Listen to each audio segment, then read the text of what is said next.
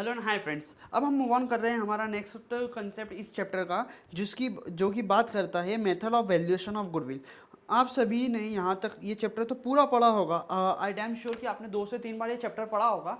But sir हमें ये चीज़ समझ में नहीं आती है कि एवरेज प्रॉफिट मेथड में और एवरेज प्रॉफिट मेथड में जो सिंपल एवरेज होता है और वेटेड एवरेज होता है, उन दोनों में एक डिफरेंस क्या है। बेसिकली वेटेड एवरेज में क्या होता है, हम वेट तो दे देते हैं बट दोनों में ही तो डिवाइड करते हैं। क्या फ़र्क होता है दोनों में, आज तक कंपैरिजन वे में नहीं समझ में आया। और सुपर प्रॉफिट मेथड क्या होती है वो भी समझ में नहीं आती। तो डैम श्योर ये नोट्स है सिर्फ और सिर्फ आपके लिए, जो कि मैंने बनाए इतनी मेहनत करके। Believe me, got it. Method of valuation of goodwill. सबसे पहला कि गुडविल का जब आप वैल्यूएशन करोगे तो वैल्यूएशन मतलब गुडविल की वैल्यू निकालने के लिए हमारे पास कितनी मेथड होती है, 3 मेथड होती है, जैसा कि आपको स्क्रीन पर दिखाई दे रहा है। सॉरी। सबसे पहली method average profit method, got it. दूसरी मेथड सुपर प्रॉफिट मेथड। तीसरी मेथड हमारी कैपिटलाइजेशन मेथड, गॉट इट। यहां पर आप क्या करोगे, यहाँ पर आप क्या कर लोगे, कैपिटलाइजेशन को पॉइंट नंबर 3 दे दोगे।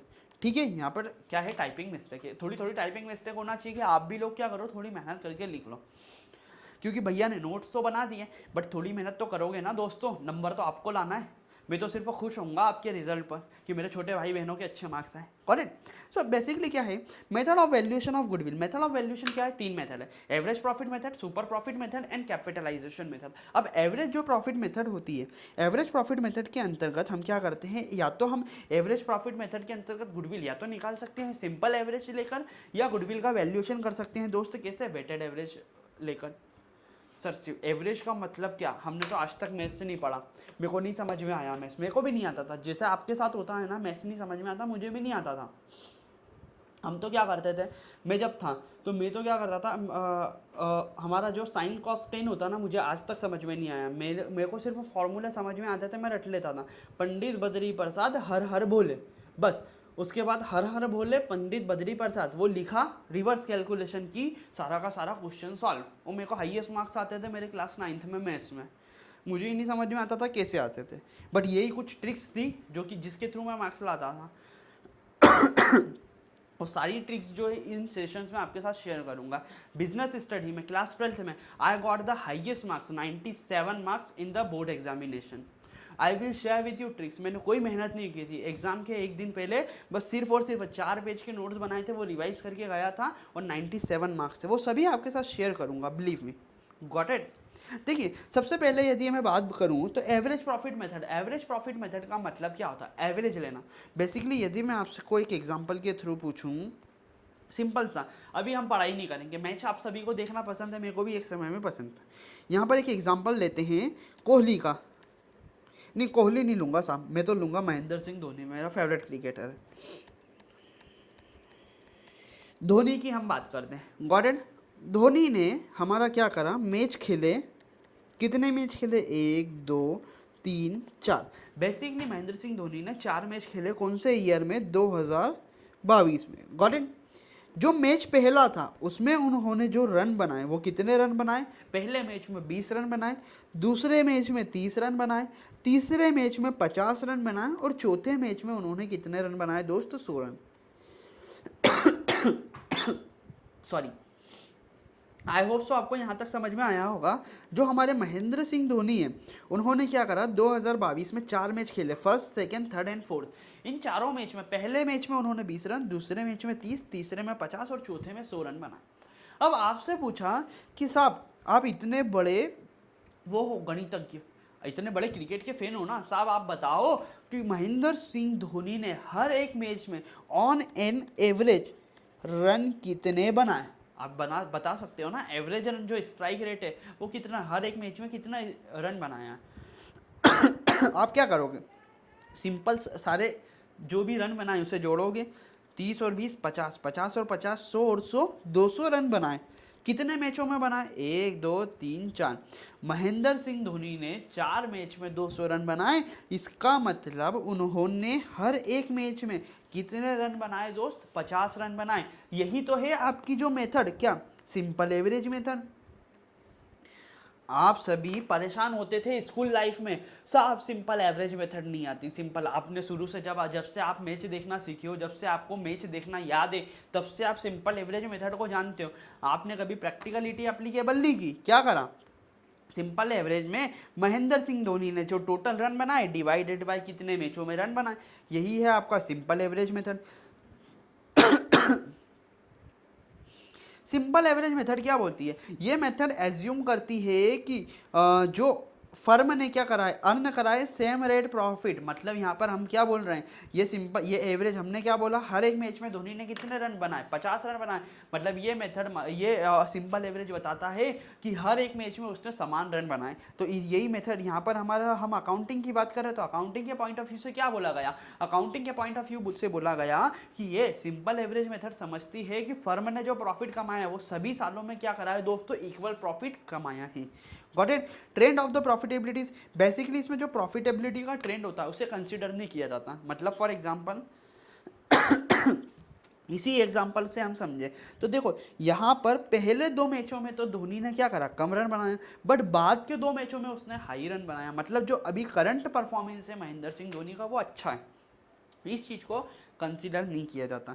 तो यही जो ड्रॉबैक है, क्या, ट्रेंड ऑफ प्रॉफिटेबिलिटी। मतलब हो सकता है कि पहले खराब परफॉर्मेंस हो, अब अच्छा परफॉर्मेंस हो, या हो सकता है पहले अच्छा था और आज जाकर खराब परफॉर्मेंस हो गया। तो इस चीज़ को जो सिंपल प्रॉफिट मेथड होती है ना, वो कंसिडरेशन में नहीं लेती है। Got it?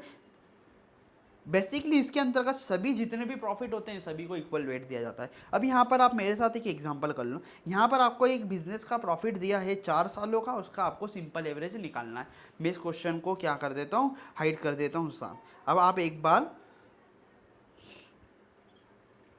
ये प्रॉफिट दे रखा है और ये आपको दे रखा है स्क्रीन के ऊपर ईयर। अब आप एक कंप्यूटेशन करो, ये मान लो प्रॉफिट को आप मान लो क्या, रन मान लो, और यहाँ पर मान लो कोहली ने किस किस ईयर में कितने कितने रन बनाए। Got it? अब आप मुझे इसका सिंपल एवरेज कंप्यूटेशन करके बताओ। आपको 2 मिनट का यहाँ पर समय दिया जाता है। Got it?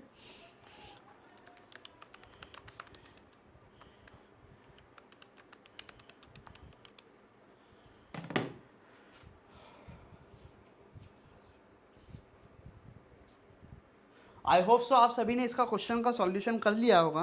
क्या होगा सिंपल एवरेज, 3 और 2 5, 5 4 9 और 1 10,000।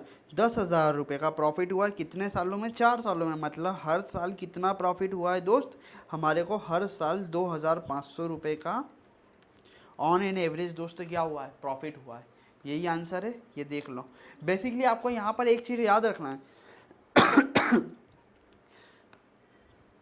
Total divided by count.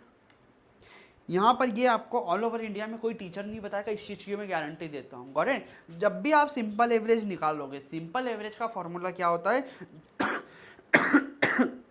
Sorry, जो भी हमारे को रन दे रखा है, प्रॉफिट दे रखा है, उसका हम क्या करेंगे, सम करेंगे, डिवाइडेड बाय जो भी ईयर वगैरह दे रखा होगा उसका क्या करेंगे, काउंट। काउंट का मतलब होता है गिनना।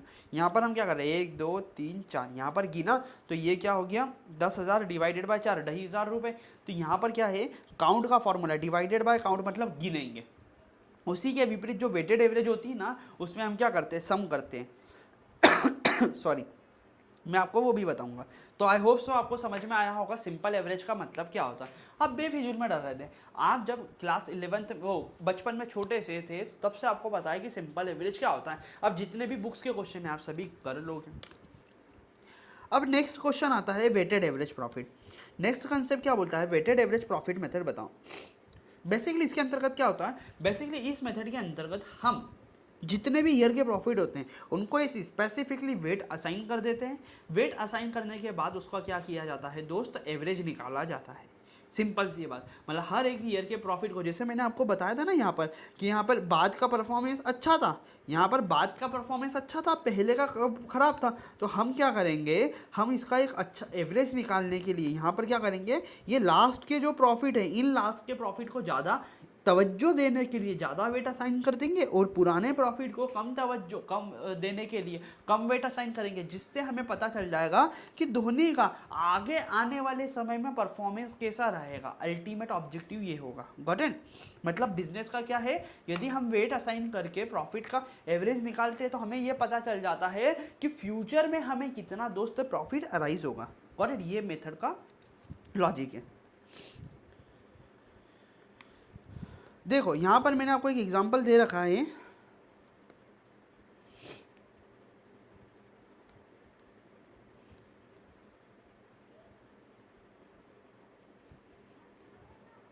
यहाँ पर हमने वेट असाइन नहीं किया, वेट असाइन कर देते। क्या है, 1 2 3 4, ये वेट असाइन कर दिया। अब हम इसे सॉल्व करने के लिए क्या करेंगे, सबसे पहले प्रॉफिट इंटू वेट करेंगे, मतलब निकालेंगे प्रोडक्ट। प्रोडक्ट निकाला मतलब क्या, प्रॉफिट इंटू वेट। प्रॉफिट का मल्टीप्लाई किससे किया दोस्तों, हमने वेट से, तो हमें क्या मिल जाएगा, प्रोडक्ट मिल जाएगा। तो देखो 2000 इंटू 1 2000, 3000 इंटू 2 3 दूना 6000 रुपये, 4 तिया 12,000 रुपये और 1 4 जा 4000 रुपीज़। यदि हम टोटल करेंगे तो कितना हो जाएगा,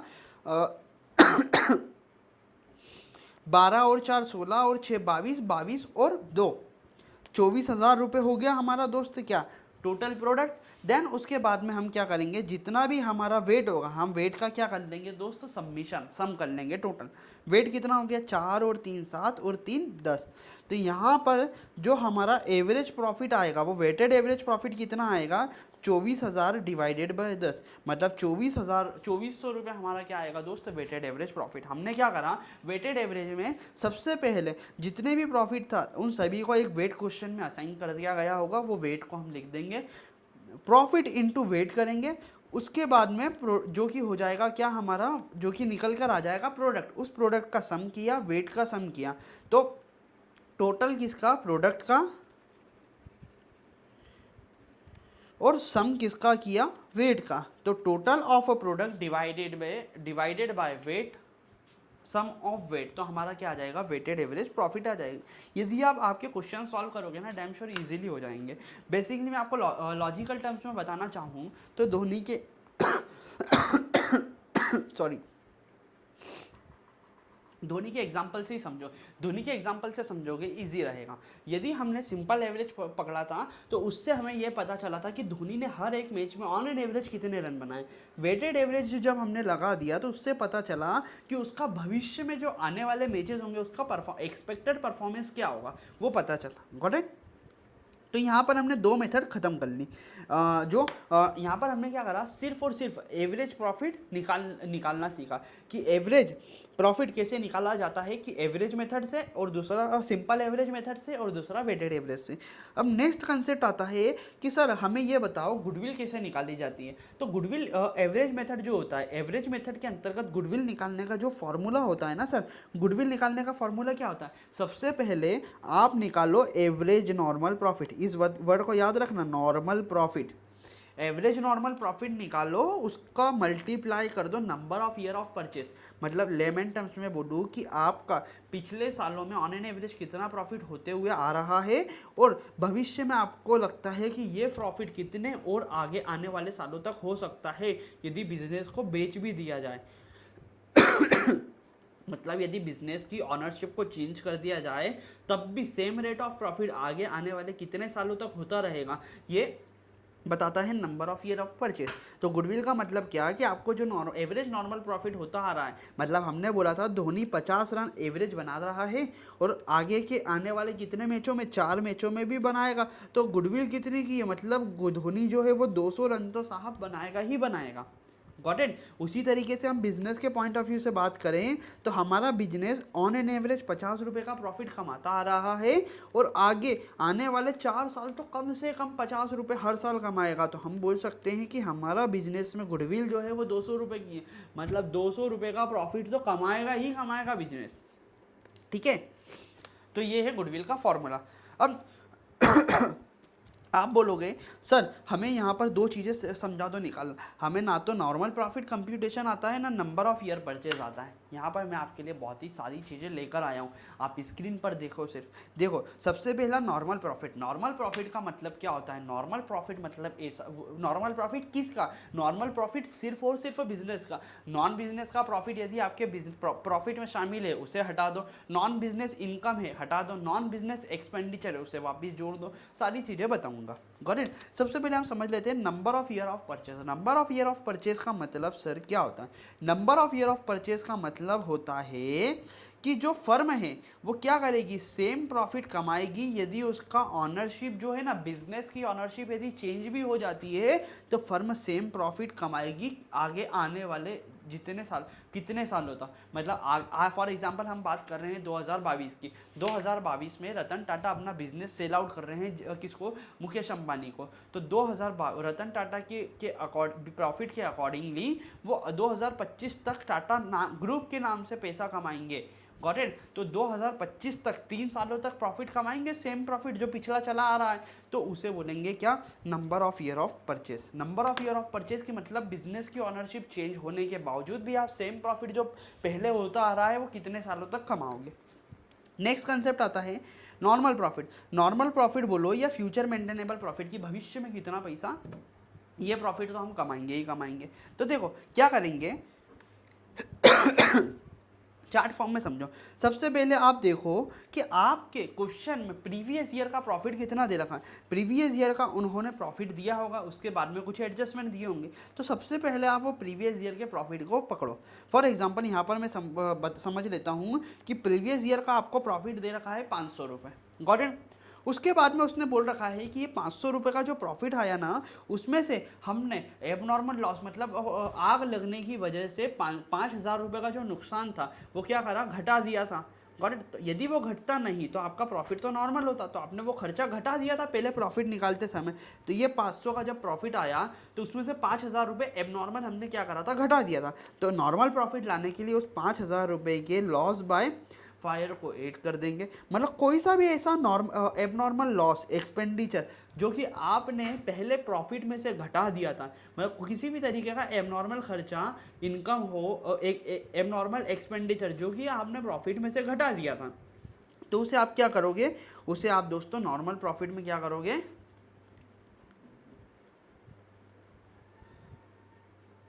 उसे नॉर्मल प्रॉफिट में दोस्त क्या करोगे, ऐड करोगे। और ऐसा कोई सा भी नॉर्मल गेन, जैसे हमने बात की थी 500 रुपये का प्रॉफिट था, 5,000 खर्चा जो हमने घटाया था उसे जोड़ा। और इसमें हो सकता है कि आपको सट्टे से इनकम हुई हो, आपका लक अच्छा हो और आपको सट्टे से कितनी इनकम हो गई हो, सट्टे से हम मान लेते 2,000 रुपये की इनकम थी जो कि आपने इस प्रॉफिट में जोड़ दी थी। तो क्या आपको जोड़ना था? नहीं जोड़ना था। तो उस 2,000 रुपये की सट्टे की इनकम को हम क्या करेंगे दोस्तों, घटा देंगे। तो यहाँ पर हमारा प्रॉफिट कितना आएगा, 5,500 में से 2 गए तो 3,500 रुपये हमारा जो ये क्या आएगा, नॉर्मल प्रॉफिट। मतलब हम क्या करेंगे, नॉर्मल प्रॉफिट या फ्यूचर मेंटेनेबल प्रॉफिट निकालने के लिए जो प्रॉफिट दे रखा है बैलेंस शीट में या क्वेश्चन में उसे पकड़ेंगे। यदि कोई खर्चा घटा दिया था तो उसे वापस एडबैक करेंगे, और यदि कोई इनकम जोड़ दी थी पहले तो उसे क्या कर देंगे, घटा देंगे। यही चीज़ आपको क्या दे रखी है यहाँ पर फॉर्मेट बनाकर। आपके जो बुक है, बुक का जो ऑनर है, वो बुक राइटर है या आपका जो टीचर्स वगैरह हैं, उन्होंने क्या कर रखा है, इसे एक टेबुलर फॉर्मेट में बता दिया। यहाँ पर मैंने क्या करा, आपको सिर्फ लॉजिक डिलीवर किया कि किसको ऐड करना रहेगा, किसको लेस करना पड़ेगा। Got it? यहाँ पर उन्होंने पूरा का पूरा फॉर्मेट बना कर दे दिया। अब मैं इसे एक्सप्लेन कर देता हूँ। देखो, सबसे पहले हमने क्या करा, जो प्रॉफिट दे रखा है हमारे क्वेश्चन में, हो सकता है ये आपको 4 सालों का प्रॉफिट दे रखा, ये जैसे 2000 वो क्या करेगा, क्वेश्चन में आपको 4 सालों का प्रॉफिट देगा। यहाँ पर दे दिया 2021, 2022, 2023। तो आप 4 सालों का प्रॉफिट लिख लो, 2021 का, 22 का, 23 का, कंटिन्यूसली रो बनाकर, कॉलम बनाकर। ठीक है? उसके बाद में वो कोई भी खर्चा जो पहले, यहाँ पर लिख लो आप मेरे साथ हिंदी में, बहुत काम आएगा। यहाँ लिखो, जो पहले घटा दिया था उसे वापस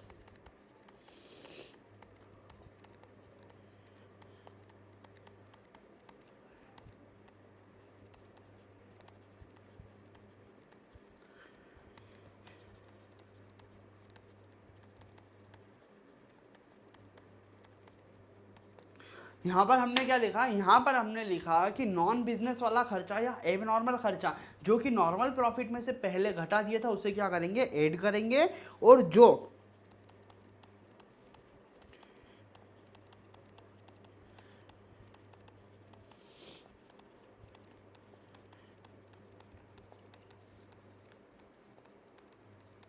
ठीक है, यहाँ पर क्या करेंगे, दो चीज़ें, ये जो आपके ये एड और लेस है, एड और लेस का लॉजिक जो है मैं आपको बता चुका हूँ। यदि कोई खर्चा पहले घटा दिया था तो उसे वापस ऐड करेंगे नॉर्मल प्रॉफिट पे जाने के लिए, और यदि कोई इनकम पहले नॉर्मल प्रॉफिट में जोड़ी थी तो उसे क्या करेंगे, घटा देंगे। यहाँ पर आपको सिर्फ दो चीज़ों पर फोकस करना है, नॉर्मल खर्चा, सॉरी एबनॉर्मल खर्चा या इनकम होना चाहिए, और नॉन बिजनेस से संबंधित इनकम या खर्चा होना चाहिए। यही चीज़ आपको क्या है दोस्त, रिलेवेंट है। यहाँ पर क्या आ जाएगा आपका, यदि आप एडजस्टमेंट कर लोगे तो आपका क्या आ जाएगा, फ्यूचर मेंटेनेबल प्रॉफिट आ जाएगा। यहाँ पर एक बार फॉर्मेट डिस्कस कर देता हूँ। देखो, सबसे पहले प्रॉफिट लिखा आपने सभी सालों का। एबनॉर्मल लॉस मतलब आपको लॉस बाय क्या हो गया था, थेफ्ट, चोरी के कारण कुछ नुकसान हो गया था, तो आपने क्या करा था, पहले नॉर्मल प्रॉफिट में से घटा दिया था तो उसे वापस ऐड कर दो, क्योंकि नॉर्मल प्रॉफिट से घटा दिया था तो आपका नॉर्मल प्रॉफिट क्या हो गया था दोस्त, कम हो गया था, तो हम उसे वापस बढ़ाएंगे। Loss of sale of fix assets, fix assets को बेची थी जिसके कारण आपको क्या हो गया था, नुकसान हुआ था, तो उस खर्चे को आपने P&L के डेबिट साइड में क्या करा, चार्ज कर दिया, जिससे आपका प्रॉफिट कम हो गया, तो वापस ऐड करेंगे। Over valuation of opening stock, under valuation of closing stock, तो इसे आप क्या करोगे दोस्त, ऐड करोगे, क्योंकि इससे आपका प्रॉफिट क्या हो जाता है, कम हो जाता है। बेसिकली यहाँ पर दो चीज़ समझना, जब आप ओपनिंग स्टॉक को ज़्यादा करोगे तो आपका प्रॉफिट, ओपनिंग स्टॉक की वैल्यू यदि ज़्यादा होगी तो प्रॉफिट क्या होगा, कम होगा, और क्लोजिंग स्टॉक की वैल्यू ज़्यादा होगी तो प्रॉफिट कम होगा। इस पे आगे आने वाले सेशन में बहुत अच्छे इन डिटेल लॉजिक समझाऊंगा, इस पर अभी फोकस मत करो। एबनॉर्मल कोई गेन है तो आपका एबनॉर्मल यदि कोई प्रॉफिट हुआ होगा तो आपने उस समय जोड़ लिया होगा, नॉर्मल प्रॉफिट में तो घटाओगे क्योंकि नॉर्मल प्रॉफिट बढ़ा हुआ होगा अभी। Loss of scale of fix assets मतलब स्केल नहीं है, बेसिकली ये सेल है। यदि आपने सेल ऑफ फिक्स असेट्स करी तो उसकी वजह से आपको क्या हुआ था दोस्तों, प्रॉफिट हुआ होगा, तो उस प्रॉफिट को आपने क्या करा, जोड़ लिया होगा नॉर्मल प्रॉफिट में तो घटाएंगे। Over valuation stock, non recurring income, ये सारी चीज़ें हैं, तो आप नॉन क्या आ जाओगे, फ्यूचर मेंटेनेबल प्रॉफिट पर आ जाओगे। आई होप सो आपको सिर्फ और सिर्फ लॉजिक समझना है। क्या लॉजिक समझना है कि नॉर्मल प्रॉफिट उठाया, नॉर्मल प्रॉफिट उठाने के बाद हम देखेंगे यदि कोई खर्चा एबनॉर्मल है या नॉन बिजनेस है, यदि पहले घटा दिया था तो वापस एड बैक करो, और यदि कोई इनकम जो कि नॉन बिजनेस की है या एबनॉर्मल गेन है तो यदि उसे जोड़ दिया था तो उसे हम क्या करेंगे, घटाएंगे। तो हमें क्या मिल जाएगा, फ्यूचर मेंटेनेबल प्रॉफिट। अब यदि मैं स्टेप्स की बात करूं तो आप बोलोगे सर स्टेप्स क्या क्या होता है गुडविल वैल्यूएशन में, एक बार लिखवा दो। देखो, सबसे पहले हम क्या करेंगे, सबसे पहले नॉर्मल प्रॉफिट निकाला, ये जो हमने निकाला ना फ्यूचर मेंटेनेबल प्रॉफिट, अरे यार ये देखिए यहाँ पर जो हमने यहाँ पर ये निकाला फ्यूचर मेंटेनेबल प्रॉफिट, सबसे पहले फ्यूचर मेंटेनेबल प्रॉफिट निकाला। दूसरा, यदि सारे 4 साल यहाँ पे दे रखे, चारों सालों का नॉर्मल प्रॉफिट निकालेंगे, उसके बाद में उसका क्या करेंगे, एवरेज करेंगे। मैं आपको एवरेज बता चुका हूँ। एवरेज निकालने की दो मेथड हमने अभी तक पढ़ी, सिंपल एवरेज और वेटेड एवरेज। एवरेज निकाल लेंगे, देन उसके बाद करेंगे कि number of year purchase. Number of year purchase मतलब हमको आगे और कितने सालों तक ये सेम रेट ऑफ प्रॉफिट होगा, गॉट इट, ये पता करा। फोर्थ नंबर पर हम कैलकुलेशन ऑफ गुडविल का फॉर्मूला लगा देंगे। गुडविल का फॉर्मूला क्या होता है, average profit into number of year purchase. ये देखो यहाँ पर मैं आपको बता चुका हूँ गुडविल का फॉर्मूला, ये सेम फॉर्मूला, सारी चीज़ें जो है आपके नोट्स में दोस्तों क्या है, इनकॉर्पोरेट है, तो ये स्टेप्स इन्वॉल्व है। तो आई होप सो आपको समझ में आया होगा कि गुडविल वैल्यूएशन का जो है सिंपल एवरेज मेथड क्या होती है और वेटेड एवरेज क्या होती है। इसका जो इलस्ट्रेशन है हम आगे आने वाली वीडियो में कवर अप करेंगे। थैंक यू सो मच दोस्तों।